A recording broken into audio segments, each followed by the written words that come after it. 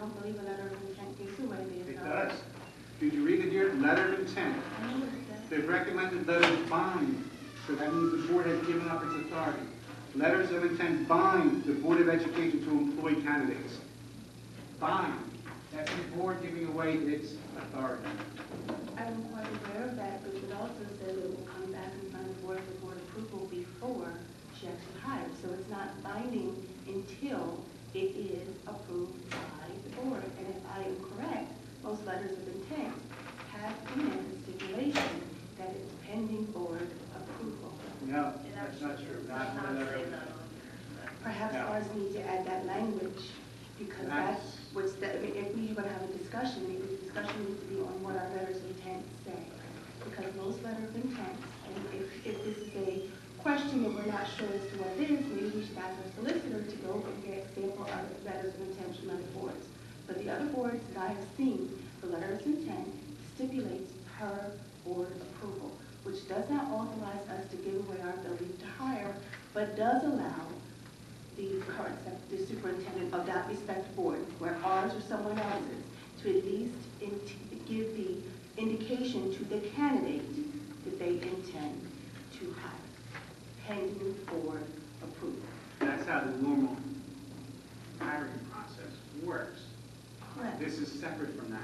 Why is it separate? This is giving the superintendent the ability to give a letter of intent to hire, and that the board then, at its next meeting, must vote yes. Does it say that the board must vote yes? It says bind.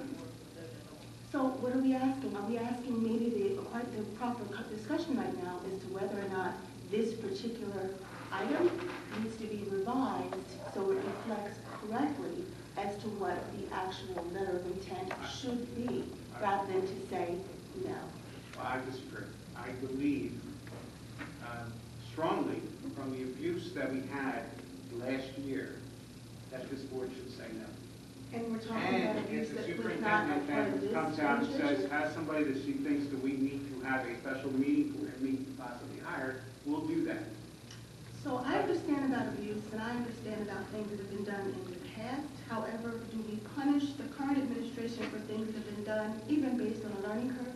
Because if we have a strong objection to something, then let's make it correct and put in place and have it as a correct documentation that allows us to have it used in its correct format. But to absolutely say no, and I understand that is your opinion, Mr. President, but that is your opinion and your opinion only. This board is a board of 9 that must move as a unit. So I understand that you are objecting to this, but if right now if the question is a letter of intent, as I have seen it on other boards, the letter stipulates that it is pending board approval. And they're very important in regards to being able to solicit and solidify candidates so that we at least allow them to know that we're interested. So it's not the letter of intent that's wrong. It might have been the utilization. So let's correct the motion so that it is reflective and give our superintendent the same powers that are used across the state and other boards. No, see, I think you're confusing. Whenever there's a hire and the interview process goes through, they are contacted and told and given a letter saying that they are being recommended to hire by the Board of Education. That's a letter of intent. Right. This is different. How is that different? This is different. This binds the board. So if you're saying that this, whatever this language is separate, then this is not a letter of intent, because what we're actually saying is a letter of intent, and what this is, you're This is saying. a letter of intent to hire. That's what you do when you're interviewing on the final candidate and bringing them before the board. That's what it's called. So if we're talking about semantics, then let's correct the semantics. But to say no to something because we're discussing the semantics of whether it's called apple or potato, it's the same thing. Well, I disagree with you strongly. That's fine. And I guess we're going to have a vote tonight. I'm going to recommend the board not go for it. Yeah, but you know, I have a problem with any of us putting pressure or creating a climate that will sort of have you leave your independent judgment. So I'm not really want to accept the president's wording by putting his opinion upon the shoulders of the board members who are responsible to bring independent judgment and not to give that up. So I caution the board president in his approach in terms of using that type of language and dialogue to persuade the board to most likely give up an independent judgment. So that I'm going to go on record with verbatim, Mr. Oberg. Yes. And I don't want to hear it again because it definitely persuades the board members to violate their bylaw and their oath by strongly recommending that they give up their independent judgment to shoot down a resolution that they have a duty to come and evaluate and express their independent judgment. So, Mr. Starr, I just want to clarify something. Yes, Mr. President. So, if board members agree with your position, they have independent judgment. I'm not persuading anybody. I'm not Let me finish, persuading. Mr. Starr. Hey, I'm not Let me finish, persuading. Mr. Starr. I'm not telling the board members to vote left, right, up, or down. You are, and that is a violation. I have So, wait a minute now. You are recommending. No, I know yes, you're recommending. I'm recommending I vote No, no. you're recommending. You're recommending that the board not support something. Am I right? Yes, You're doing that, perfectly. And you're recommending. You're publicly doing that. And you're recommending. and you're out of line. And I warned you about that. And I want this on record verbatim, and I've got to see it that way. Verbatim. I don't want any hidden wording in the minutes in terms of what this discussion is about. And I warn you not to do it again. President? Yes. Yeah. Well, actually, I listen to all the stakeholders well. And why I say, because, I got no opposed to let it attend to time. Because I recognize the superintendent is quality to do administrative work. But at the same time, the president would have raised serious issues about the bill.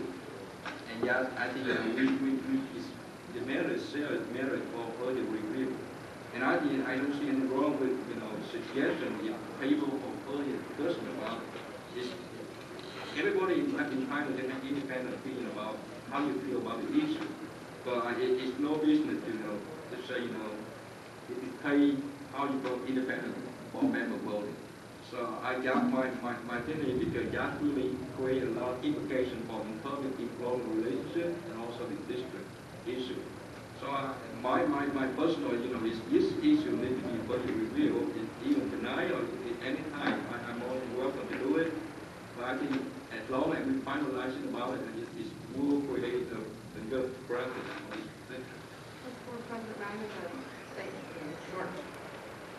Item number 70, the wording on item number 70 is directly from a board agenda of year 2010. And I would like to clarify, or state, not clarify, but to state publicly that as superintendent, the accountability for myself and my staff to hire highly qualified individuals as per regulation is something that I hold professionally to a high standard, not just before this board, but because we have an accountability to hire appropriate staff to teach, educate our children. It is my intent to work collaboratively with this board and in a transparent way about any individual that we hire. We are at this moment working collectively as a team to create processes, procedures that really provide us with a way of identifying the most highly qualified candidates that meet our standards, the standards of this state, and that meet the needs of our children. So not having been here, I do want to state to this board that I stand ready to work with this board, my staff, to ensure that we comply with regulation, that we are transparent. I believe that every time that this board member have requested information about personnel, we have been forthright. And we have shared information both publicly and in executive session. And it is my response to be able to continue to do that. And I just want to ensure that regardless of previous actions, the intent of this number 70 was to continue a practice that allowed for hiring individuals that are highly qualified and benefit the needs of this district and our children. Mr. President, if I may just weigh in quickly on this situation here. I am not comfortable with the wording of number 70. I think that this wording takes away the power of the board to approve any hire. The way it is written here is that the recommended letters by the Board of Education, the superintendent will notify the members of the board. Not that they will approve it, not that it will be voted on. And I'm not saying that you obviously took this from previous From the things 2010 agenda. before I was on the board at that time. I am not comfortable with that. I think that I am basically giving up my right as a board member to have any say about the people that are being introduced into the district. Now, that being said, I think that you and your staff absolutely follow procedures, are going to find us the highly qualified people. But I still, as a board member, have the right to approve any of those. And I think the wording here does not allow for that to happen. Now, whether you want to change that, whether we're, shifting what we're talking about or what have you, I think that should be open to discussion and maybe should not be voted on at this time. Additionally, in the past, I know last year that any letters of intent to hire did have an expiration date. So we allowed that to happen, I believe, last year over the summer months when we were not all available as quickly for an emergency meeting or something of that sort. But the other part of this that makes it uncomfortable for me is that you're asking to extend to the whole year. Ma'am, the summer month, particularly August, is the most critical issue. One of the main factors that we have addressed in the processes for hiring is to ensure that we are anticipating vacancies, that is, retirement and resignation. Matter of fact, in the last week, if Mr. Brzezinski corrects me if I'm wrong, we had at least 2 to 3 resignations. So, and these are on this agenda.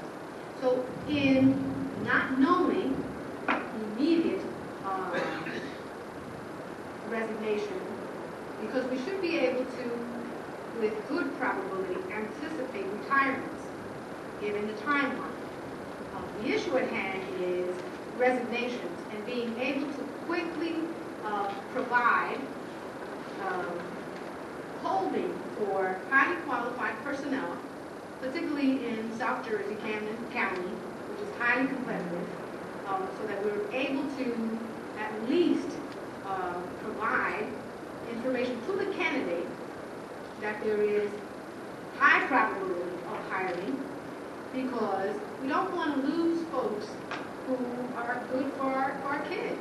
So if you're saying that the time period is an issue, then let's revise the wording, knowing that the urgency, because I just heard you say, wait, the urgency is pressing right before us.